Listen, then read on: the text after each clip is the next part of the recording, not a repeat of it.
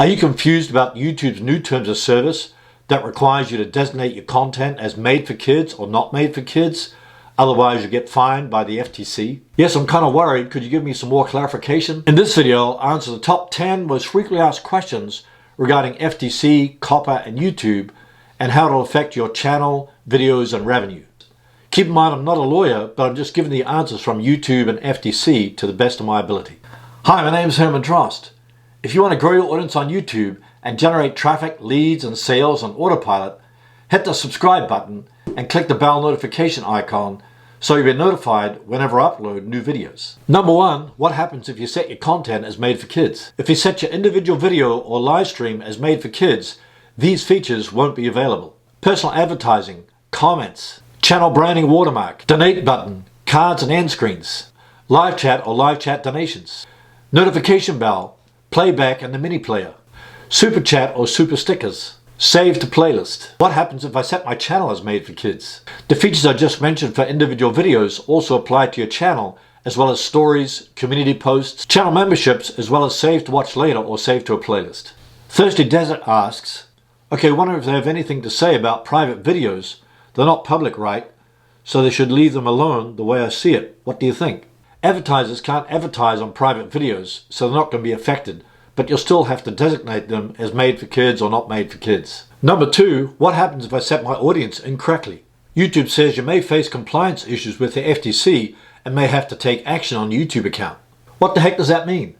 The FTC says the rule allows for civil penalties of up to $42,530 per violation, but the FTC considers a number of factors in determining the appropriate amount, including a company's financial condition and the impact a penalty could have on its ability to stay in business. So if you have a small channel like myself that doesn't earn much revenue from ads, then they'll take into account my financial condition. So it's not going to be $42,000 that I just don't have lying around. So the bottom line is, choose your settings accurately. Number three, how do you determine if your content is made for kids or not? These are the factors that YouTube and FTC give us to determine if your content is made for kids.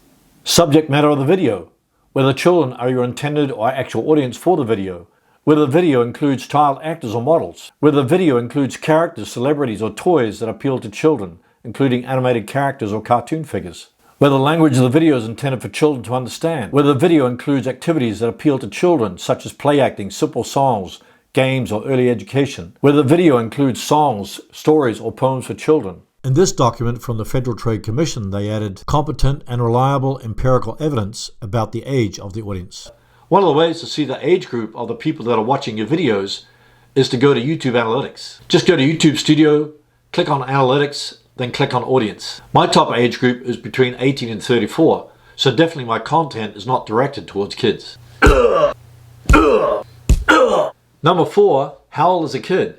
The age of a kid in the United States is anyone that is under 13 years old, but it can be higher in different countries. So that means if you're under 13, you can't set up a YouTube channel, but you can do it under your parents' account. Alternatively, you can just install the YouTube Kids app, which is free. Number five, is animated content considered made for kids? According to the FTC, just because your video shows bright colors or animated characters, it's not covered under COPPA. Number six, what do I do if YouTube says my content is made for kids, but I disagree? If you haven't set your video's audience yet, YouTube may do it for you. YouTube says they'll use machine learning to identify the videos that are directed towards kids. They further go on to say that you shouldn't rely upon their systems to set the audience for you. I totally agree with that, because many times YouTube has incorrectly demonetized my videos or given me a strike. So don't rely upon YouTube choosing the settings for you. Number seven, what if my content appeals to a wide audience, not just kids? YouTube says it's your responsibility to comply with COPPA and designate your content accurately. That sounds pretty vague. Can you give me more clarification? Here's a video clip from Jeremy, who's a lawyer and a YouTuber with 5 kids, about adding a mixed audience designation.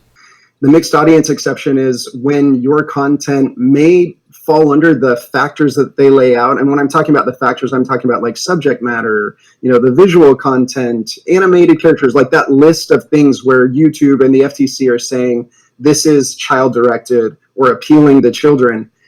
you could fall under those factors, but still not have children as your primary target audience. I want people to be able to see the specific language from the FTC. I'll place a link to this interview and Jeremy's channel in the description below this video. I'll also include a mixed content document in the description. Number 8, will my channel get deleted if it's not commercially viable for YouTube? One of the sections that's got a lot of content creators worried is a section under accounts and suspensions. It says, YouTube may terminate your access or your Google account's access to all or part of the service if YouTube believes in its sole discretion that provision of the service to you is no longer commercially viable. Here is YouTube's response. To clarify, there are no new rights in our terms of service to terminate an account because it's not making money. As before, we may discontinue certain YouTube features or parts of the service, for example, if they're outdated or have low usage. This does not impact creators, viewers in any new ways. Number 9, how can you prepare for these changes?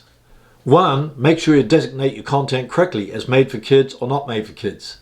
If you can't decide, look in your demographics in YouTube Analytics. 2, look for other ways to monetize your content besides ads. Click the link in the card for 21 ways to monetize your YouTube content without AdSense ads. Number 3, sign a petition. Creators on YouTube are signing this petition asking the FTC to clarify and reconsider COPPA regulations they say will punish family-friendly content. Over 700,000 have already signed a petition. Let's make it 1 million. I'll place a link to this petition in the description below this video.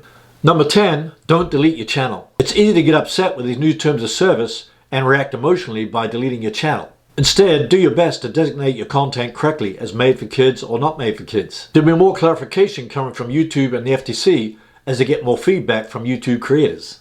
If you have any more questions about these new terms of service, post them in the comments below. I do my best to answer them even though I'm not a lawyer. If you want to learn more about COPPA and how to change the settings on the individual videos and channel, watch my next video. Thanks for watching and we'll see you in the next video.